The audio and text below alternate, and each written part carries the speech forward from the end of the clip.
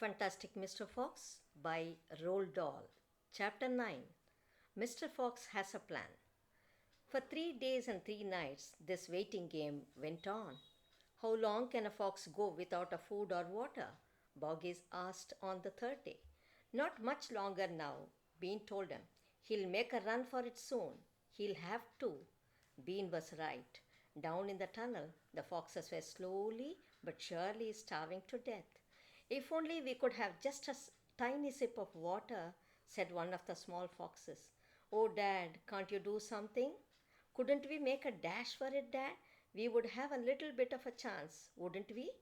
No chance at all, snapped Mrs. Fox. I refuse to let you go up there and face those guns. I would sooner you stay down here and die in peace. Mr. Fox had not spoken for a long time. He had been sitting quite still, his eyes closed, not even hearing what the others were saying. Mrs. Fox knew that he was trying desperately to think of a way out. And now, as she looked at him, she saw him stir himself and get slowly to his feet. He looked back at his wife.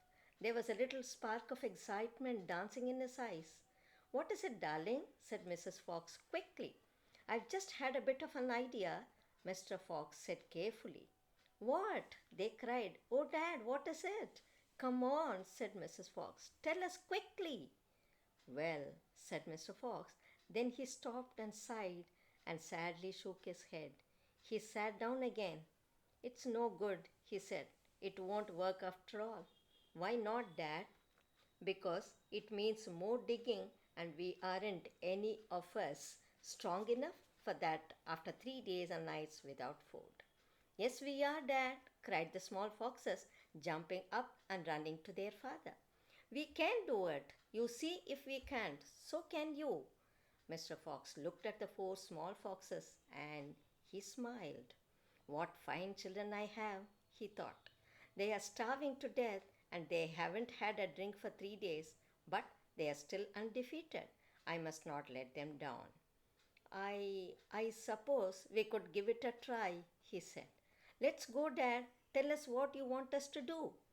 Slowly, Mrs. Fox got to her feet.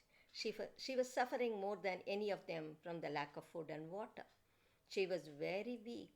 I'm so sorry, she said, but I don't think I'm going to be much help.